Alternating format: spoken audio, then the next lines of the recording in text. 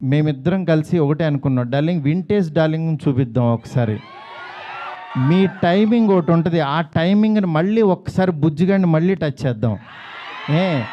మళ్ళీ ఒకసారి pan India Bujjigadu ఎలా ఉంటాడో రాద్దాం, అలాంటి తీసుకెళ్దాం, ఈ జోనర్ ఎంచుకుందాం అని చెప్పి. అలా చాలా అంటే హీరోయిన్స్ లేక డ్రైగా ఉన్న ఆయన లైఫ్కి యాక్చువల్గా ఒకళ్ళు కాదు, ఇద్దరు కాదు, ముగ్గురిని పెడదాం. ఆయన యాక్చువల్గా సరదాగా డార్లింగ్ ఒక ఇద్దరిని పెట్టగలవా అన్నారు. అంటే ఆయన సలార్లో యాక్చువల్గా ఎవరు లేరు, ఉన్న అమ్మాయి కూడా ఎప్పుడో వస్తుంది, నెక్స్ట్ కలికి కూడా సరదాగా ఎప్పుడో ఒకళ్ళు వచ్చినా వెళ్ళిపోద్ది, అదొక వాళ్ళు.